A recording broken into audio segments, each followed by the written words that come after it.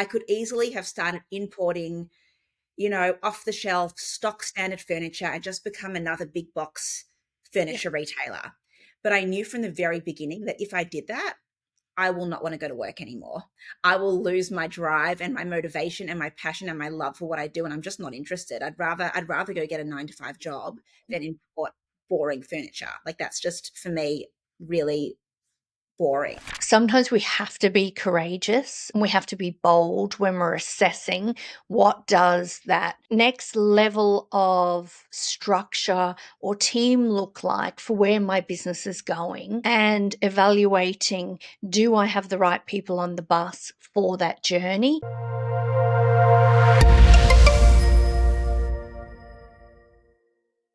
Welcome to the Honest CEO Show, the podcast where we strip away the titles and talk about leadership and what that really looks like. I'm your host, Caroline Kennedy. Today, my guest is a creative force who's reshaping the world of design and entrepreneurship in equal measures. Rachel isn't just a designer, she's a visionary who turned a deeply personal aesthetic into a global business. From sourcing one of a kind pieces from across the world to being featured in the most iconic interiors, she has built a brand that speaks to timeless elegance but bold individuality at the same time. But behind their curated beauty is a story of courage and conviction and reinvention. And this episode is more about creativity than business, but both at the same time. And it's all about trusting your instincts, building with integrity, and knowing when to break the rules. So, welcome to the show, Rachel. Thank you so much. I'm so happy to be here. So, let's go back to the beginning. What was your world like growing up? Did design always have a seat at the table? So I grew up in a large family. I am the oldest girl with 7 siblings. So I was sort of mama bear from a very young age, very responsible, always sort of having to take a bit of a leadership role in the household. So that's always been sort of in my blood, in my DNA. It's sort of I've never known anything different other than having to be sort of a strong, responsible person. In terms of from a design perspective, I would say that my grandmother, my aunt, there are certain people in my extended family who were very creative people and whose homes really reflected that. So they had extremely unique personal collections of pieces from travels or from just from their life that they've sort of collected over time. And I definitely really sort of noticed that very early on. I noticed the collections in their homes, whether it was the pottery at my grandmother's house or the textiles that she had sort of collected or sewn herself, or with my aunt, some of her quirky sculptural artworks that she would have all around her home. And I think from a very young age, I sort of recognized that this is something quite incredible. And I really enjoyed being in those homes and in those spaces. Yeah, yeah. So for our listeners, tell them a little bit about your business and perhaps then even end with what was the first moment you thought, I need to do this my way? Yeah, so my background is actually corporate. I was in marketing and account management for about 15 years. It was only about 5 years ago during COVID that I've always been a creative at heart, and I feel like marketing is in a big way a very creative, exercise and field. But I think that I sort of realized through COVID, both through necessity and also through a real sort of feeling of now or never, that I wanted to do my own thing. I wanted to, both from a business perspective, put that effort into building my own brand instead of always building everyone else's brands, and also creatively to do what I love. And what I love is collecting and curating beautiful pieces of furniture. I love I love home. I love what home represents to me, and I love the idea of empowering others to find that confidence to live authentically and to decorate their homes in a way that feels very personal and true to them. I know the power of that. I know how it makes me feel. I know the power of emerging from a beautiful home out into the world, and the impact it has on you psychologically, how it sort of really uplifts you, how it creates a real sort of optimism going out into the world, how you really feel that you can be the best version of yourself. And I think that home is such a foundational piece of who we are, and creating a home that just feels like the best version of you, it naturally, it creates us, it makes us the best version of ourselves. And I think that there's a real power in home and the way that we design our homes and curate our space. And that's something that I try and really talk about as much as I can to my customer, to my team. It's the feeling behind the brand, it's the philosophy behind the brand. It's very much fundamental in why I do what I do. And from a psychology perspective, I think for the listeners, if you know, when you put on those pieces of clothing as well, and then you go out into the world and you feel very confident, and people talk about that a lot, but they don't necessarily talk about the home element to it and how that translates back into the home as well.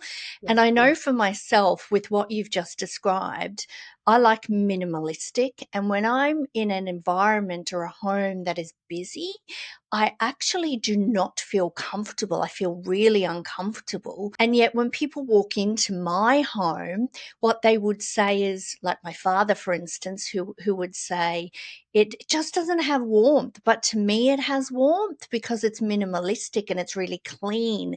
And it's funny how the varying identities can see it very different, which is what you've just described too. Very personal. There's no cookie cutter. There's no one size fits all in terms of, it's very, very personal. And I find that even when I'm traveling, I pick hotels, and whether it's Airbnb or I'm very sensitive to my physical environment, and I pick spaces based on the energy of a space and the decor and the fields. I think I agree with you. I think for someone who feels that a minimalistic place feels soulless, they're not going to feel comfortable and happy in their best self. Whereas I'm also probably more like you. I like spaces that have a lot of, blank, bare areas. That sort of, I like that. I like sort of special, really special pieces that have very intentionally been brought into the space, and then everything else to be just clean and empty. And that feels good for me also. But I understand that some people love to have big collections around them, and I completely respect and love that. And I love spaces. I recognize that personality in spaces, and I feel like that person is going to shine coming out of that environment. Yeah, yeah. And before we deep dive, how would you describe the identity you held before the brand existed? Were you already owning kind of that creativity? And I know you talked about marketing being creative, but to that degree that you have it now, like I sense there's a bit of a shift there. I could be wrong, but so yeah, tell me a little bit about the identity you held before and how that's shifted now. I've very much always been a collector. I've always been very aware of my home environment. I've always preferred home and interiors to fashion. It's always just been my jam. So in that sense, I've always, gone to markets and brought back beautiful, quirky pieces that I love. And I've always been doing this. But I think since doing this professionally and putting my eye out there for the world to see, and having that feedback that people respect what I'm doing and that I've got an eye, and being recognized as having an eye, it's given me a lot of confidence, a lot more confidence to sort of continue to push and stand by my eye effect, ultimately. Although I've always been quite a confident person. I've always been a creative person. I've always been a very resourceful person. I've always sort of sewn and made things myself and found ways to uplift pieces that aren't exactly what I want them to be. So I think through time, since I've had my own space, I've always been very creative and crafty. But definitely now that I'm doing it professionally, I think that I've just allowed myself another layer of that freedom to really sort of express myself. Yeah, yeah, I get a sense of that. Was there a decision early on that felt irrational to others but made perfect sense to you? Yes, everything. I think that I've never sought other people's approval for anything that I've ever done. I think that I'm very much an independent thinker and an independent doer. And I've always sort of had that response from others of, are you sure? This seems a bit crazy. You've got no training, doubt. But I don't listen to it. I've got a very strong And I think it's a natural gift that I've got a very strong sort of drive, Yeah. and nothing can stop me. So I can listen to others, you know, share their doubts or tell me that it's not realistic or say that I'm being silly. But for me, I genuinely see that as them deflecting their own doubt and insecurity. And it's not about me, because when I actually do it and succeed at it, they're the first people to just open their mouths and say, "Oh my God." And I don't, I see where they're coming from, and I see how their own sort of mindset limits them in terms of being able to achieve what they want to achieve. But for me, I really lean into that really optimistic mindset of, you can do whatever the hell you want to do. Just keep working at it, keep hacking away, keep following that path, that vision, and surround yourself with people, even if it's virtually, even if it's via podcasts and books, if you don't have those people in your network. But just surround yourself with people who encourage you and push you forward, and think the world of you, and think that you can do anything you want to do. Yeah, yeah. I think that's really good advice. And I would also add to that as well that what Rachel is saying too about the varied mindsets, it's actually being conscious too. There's a stat that anywhere from 85 to 92% of people do not operate consciously, and therefore they lack awareness around what lens they're seeing the world. And for the individuals that I find that are pushing with that drive, they're always looking to question, they're always looking to different perspectives, to different lenses, and then they evaluate and move forward on their own. They don't necessarily take people's doubt on. They're able to evaluate it, see it for what it is, see the consciousness of it, and realize that that's that individual's perspective. It doesn't necessarily mean that it's complete reality. And I think that's a really important point for anyone listening, is around that consciousness and operating consciously, and then surrounding yourself with the right people, as you say, or the right messaging and narrative or motivation, whatever it may be too. Yeah. What piece of advice would you give to someone building a brand based on their unique taste or voice, especially when it's not what the market is asking for yet? I would say I'm quite conservative financially. So I would say start it off as a side hustle, hack away at it, try and build something that you can see a product to market fit. I think, there's a difference between a business and a hobby. And I think that needs to be said, is that not everything can become a business. And it needs to be tested before you sort of put all your eggs in one basket, and, depending on your situation, risk livelihood or whatever it is. So I would say test it, but test it first as a side hustle, giving it everything you can from, after 5 o'clock, after you finish your day job, like just give it your all. But I think that something needs to be said for having that. There's got to be product to market fit, and that there's also got to be that hunger from the individual as the founder to to push forward, because you're always going to get obstacles. You're always going to have doubters. You're always going to have no's and rejections and doors closed in your face. You're always going to have difficult situations thrown at you. I mean, I can talk for days about the difficulties that I've encountered and still encounter trying to sort of achieve my dream and my vision. But I think you've just got to have a really sort of rock solid will to succeed. You've got to want to work really, really hard. It doesn't come easy. It's not about just having a pretty idea of something and then just kind of creating an Instagram page and hoping people come to you. It's really about grit and determination and hard work, and a will beyond anything else to just find a way to make this work. And then I think from a business perspective, it's sort of testing its viability before throwing yourself into it completely. And for you then, when was the moment when you realized that the business had legs, that it wasn't just a passion, it was powerful?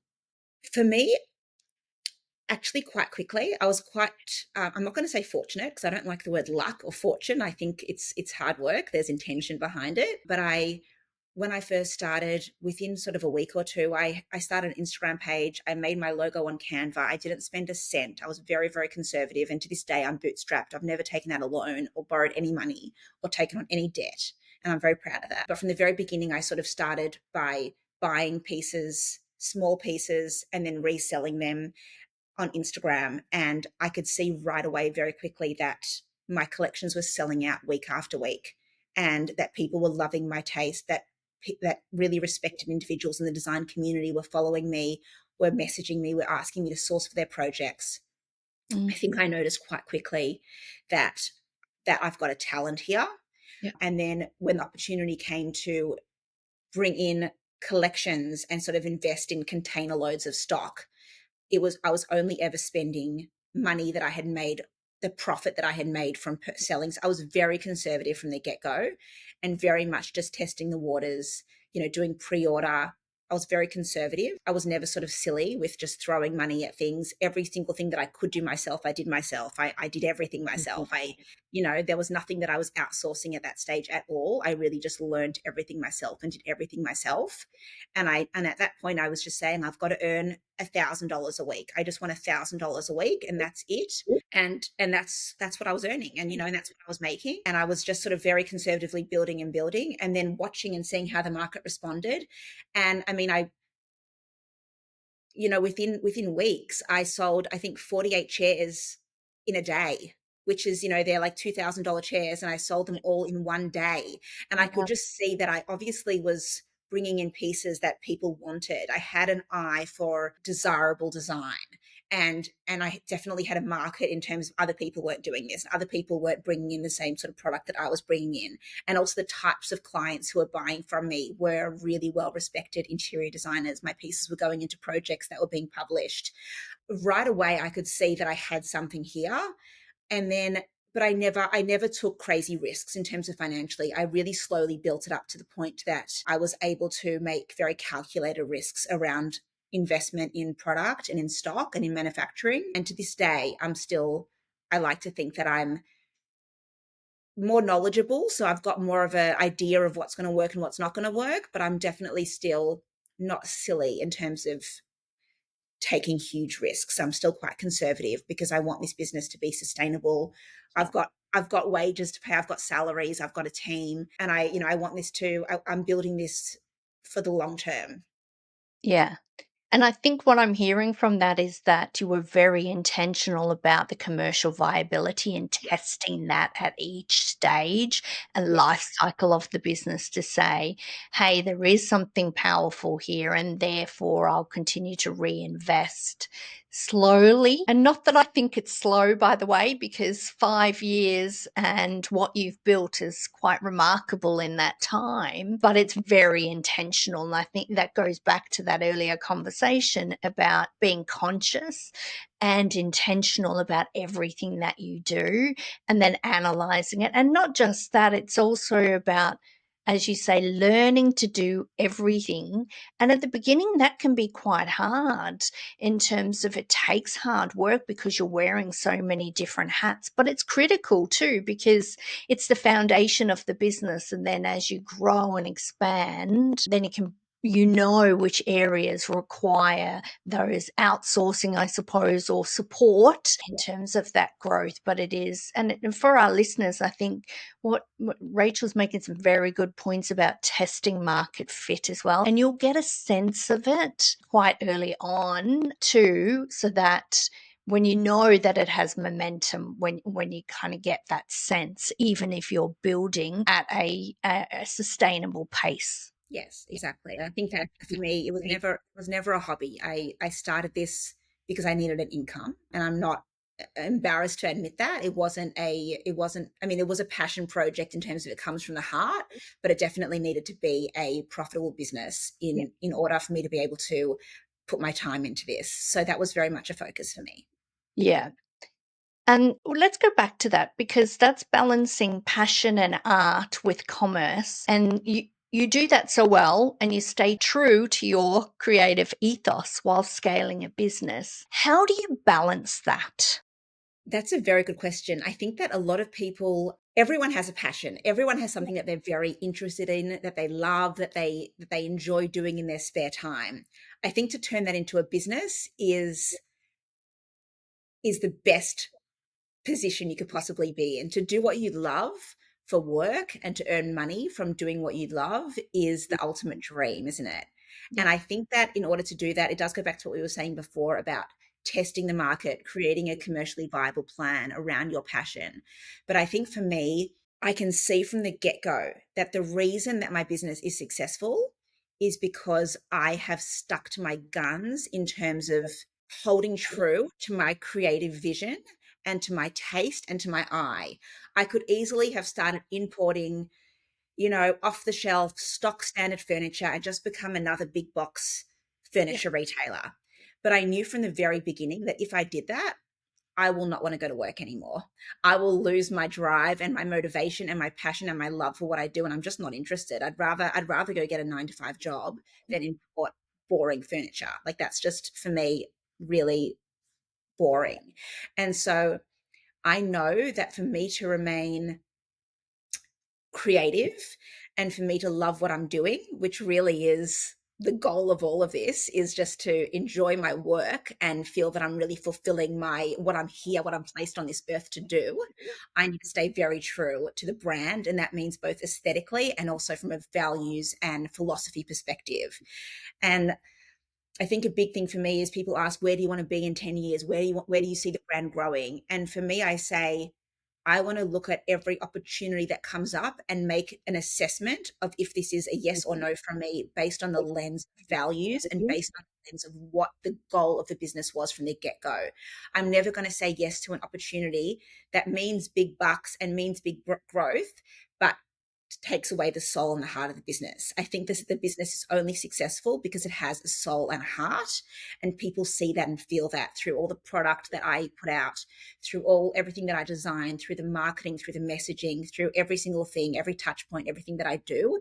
There is a soul and there is a feeling around the brand. And I think as soon as you filter down that feeling for the sake of profit or commercial benefit, the business is on its way out.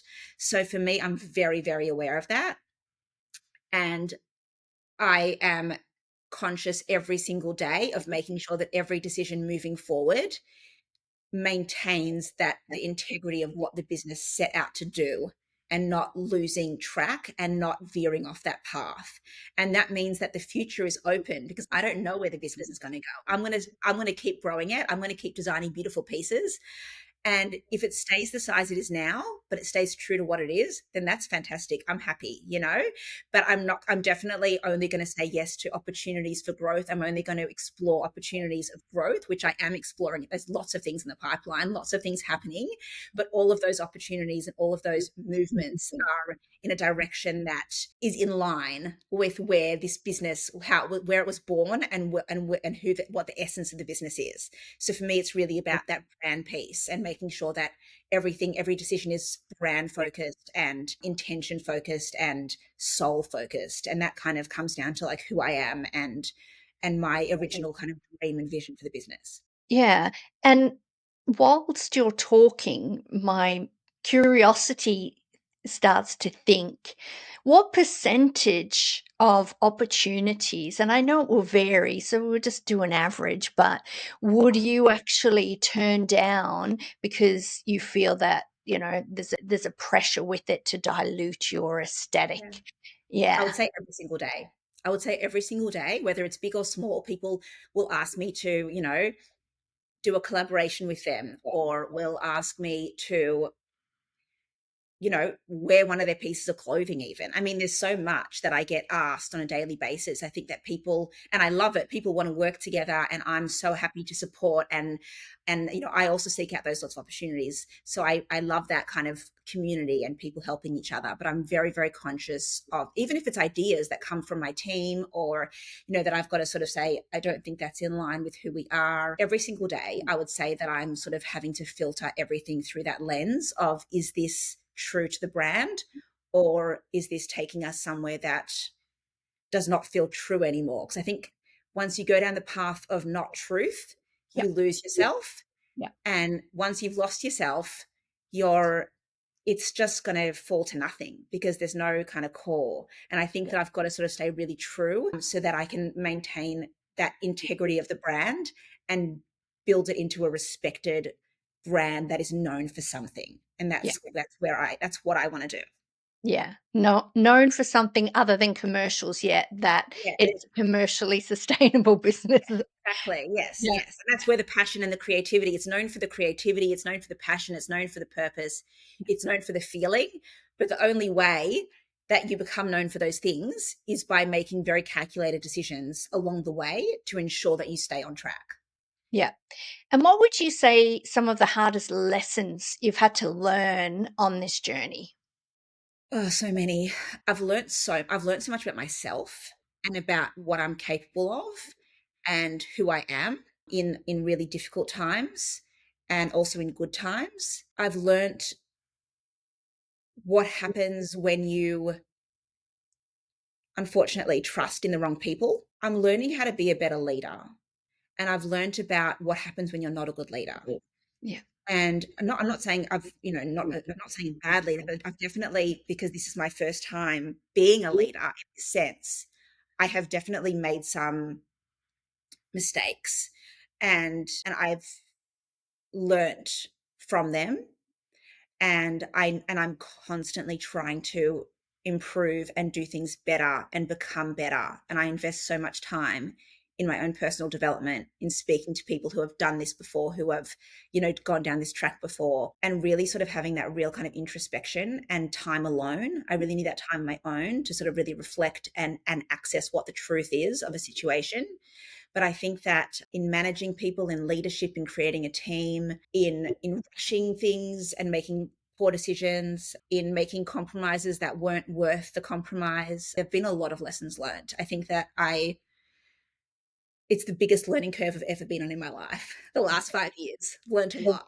And what I love about that is I always say you either win or you learn, and it is really critical for that ongoing development to reflect upon the learnings. And sometimes during the experience of the situation, it can feel as if it is a failure, but not necessarily when you reflect upon it. Sometimes you have to go through those situations to actually evolve, and that's part of the process. And I always believe we're a lifelong learner and practitioner, all of us. And therefore, no matter how much you know about a specific topic, whether it be leadership or whether you've managed large businesses, there's always that opportunity to grow and develop and to evolve into that next level version.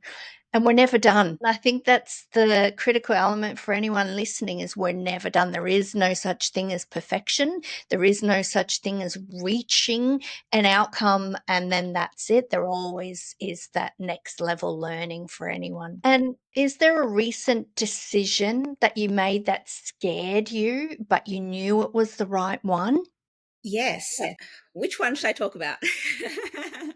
I'm Whichever one. scared every day of my decisions, but I also just power forward. I think around team and staff and growth of the business, I've had to make some hard decisions about team members letting individuals go. Very, very difficult thing to do, Yeah. especially as like an empath. It's a hell of a day, in the lead up, and then afterwards, just that night, you're not going to sleep, you're going to, it's really, really upsetting. Having that courage when you know it's the right thing to do to sort of go through with it, have that difficult conversation, and then in the post afterwards, just backing yourself. That's really, really difficult because you sort of think, oh God, did I make the wrong decision? Maybe I could have given them a bit more time. Maybe this, maybe that. Poor thing, they're out of a job now. What are they going to do? They've got kids, or they've got this, or they've got that. It's the worst. It's the worst thing ever to have to let someone go, especially when you really like that person, which Yeah. is always the case with, I mean, for me, it's always been the case, is that I really like people that I work with. Yeah. They're just not the right fit for the role or for the business or whatever it is. And that's something that, even talking about it now, I just, like, my stomach, I feel sick. It's not pleasant, but I feel like it's something that I need to continue to be able to do, is to have the balls to make sure that I have the right bums in the right seats, Yeah. and that the business is structured, organization is structured right, with the right people in the right places. Yeah. Otherwise, I'm just people pleasing. I'm just keeping people happy. I'm just, we're not going to be able to grow without the right skill in the right areas and the right people doing the right jobs. And so it's continuous for me. I think that what I lose sleep over more than anything else is people, and the team structure, and just trying to always think, is this the structure that's going to get us to the next Level. milestone? Is this, what worked for the last 5 years is very different to what we need in terms of structure to get us to the next 5 years. And I'm always sort of thinking, but then you've got beautiful, close relationships with your team, and it's difficult to have these conversations or to have to say to someone, I'm sorry, we're not going to be able to progress you in the way that you want to progress because you don't have that skill set, or you're not there yet, or I see your skill somewhere else. And those are really hard conversations to have. But I think that having a network of other founders and other professionals who have done this before me is what gives me that strength, because it doesn't feel good to do that. It doesn't feel nice. It doesn't feel happy. It feels really, really crap. But having other people around you who are just backing you and saying, you've got to do what's right for the business, you're doing the right thing, I think that's how I get that courage to be able to make those difficult calls. Yeah. And I think it's really important to note that sometimes we have to be courageous and we have to be bold when we're assessing what does that next level of structure or team look like for where my business is going, and evaluating, do I have the right people on the bus for that journey? And look, you know what I find really interesting, at each life cycle stage of a business, individuals can come on the journey and level up with the business, but some I find it really challenging to be able to do that. And for them as well, whether it be a skill set or, leveling up their skill, you can give them the opportunity, but that perhaps isn't the journey for them. They're not ready to go on that journey. And then you have to evaluate, well, what's the greater good for my business? What does my business need? And Yeah, they're difficult decisions that founders and leaders have to make, and they're not made easily, but it's also about, I always say, taking care of the many. Sometimes you have to make hard decisions on the few as well, and it's yeah, about seeing that bigger picture. And it doesn't get easier, although at times, the first step is always the hardest. The first time you've had to make that call, it still doesn't, from an emotional perspective, because you genuinely care about people, it doesn't get easier, but you know it's the right thing to do. yeah, And that you step into that with courage. And even for me, I recently had to let go of somebody a couple months ago, actually. And, years ago in my corporate career, I had to make people redundant during the GFC, and I flew around Australia making those decisions, having those conversations with people one on one, but explaining why we needed to do it. And yet, when I did it again recently, it actually felt more emotional because I really liked the individual. yeah, And so it's different circumstances present differently, but it's the right decision. And interestingly, that individual actually thanked me for making the decision because she knew it was the right thing for her too. And then afterwards, even though I felt a sense of relief, I also did get quite emotional about it because I had that attachment with her. And so it doesn't always have to be a case where you make those decisions and they're not just the right ones for the business, they can also be the right ones for the individual and what they need as yeah, well, yeah. because they can be struggling too, and we don't necessarily recognize that. Yeah, no, I think you're right, and that's a good perspective. And I hope that whoever I've had to let go of, has recognized that perhaps they're better off elsewhere. But I do think you're right in terms of it does get a little bit easier. And you know what? I've been fired before. I've been made redundant. I've had all of that happen to me, and it hurts, and it's embarrassing, and it's a really horrible place to be. It's a very dark sort of space. You reflect on your self-worth, and it can take you down a whole ugly rabbit hole of not nice feelings. But I think I am who I am today, and have that standard of work and everything that I have today because I've been through those experiences. And so that's life, that's life. Not everything is for not every job is perfect for everyone, if that makes sense. And it's also about environment. Some people thrive in entrepreneurial environments, some people don't. And it's about knowing that as well and evaluating that too. Now, as we wrap up, what is the future for your brand and what excites you most about it? I think what excites me most is the product, the pieces that we're bringing to market. That's sort of me and my element, is sitting there with a notepad and sketching and drawing and coming up with beautiful ideas and materials and ways to sort of bring beautiful pieces into this world. So for me, it's about really kind of committing to spending a lot more time with my pencil and paper and doing sketching and drawing, and that's kind of where I want to be. So the future of the brand is definitely more beautiful product that brings hopefully a lot of joy to people and to their homes and in turn to themselves. And in terms of growth, I mean, we already are a global brand. We have a large part of our business is in the US and now growing in the UK as well. And to continue to grow that, I mean, I was just traveling there a few weeks ago. I've got some really big things in the plans there in terms of growing our market there and becoming more accessible in the US. So that's definitely big on the cards. And then even locally, we're looking at some different ways to sort of bring the Rachel Donath experience to the customer. So really kind of creating very experiential events for our customers to sort of see and feel and touch and really immerse themselves in what the brand stands for and the feeling that we talk about all the time in terms of trying to create. And we're doing a beautiful collaboration with a really well-respected, iconic brand here in Australia later this year. So there's a lot happening. And I think just within the organization, just looking at sort of always leveling up. How can we do things better? How can we make sure the customer's experience is better? How can we make sure the quality it's always about like the quality, just trying in every single way to just always level up. Like that's my focus, is always just, a bit better, a bit better. And that's always going to be my focus, is just trying to just kind of keep moving forward, keep building, but still retaining that soul of the business and the intent and the mission of the business while we grow. Yeah. And one final question, which kind of circles back to what you were just talking about. What are you currently unlearning or rethinking in your business right now? Oh, a lot of things. I am trying to unlearn traditional ways of working.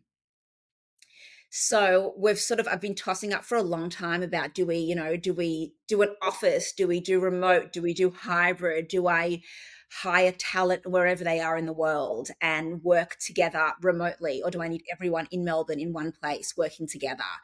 And that's something that I have to challenge myself on, because there are some people that I really want to work with who I'm sort of speaking to, but they're not in Melbourne. And I need to sort of think, is that gonna work, or is that not gonna work? Do we need to be physically together, or do we not? I know for myself, I love working on my own. I love being in my own space, and I work really well on my own.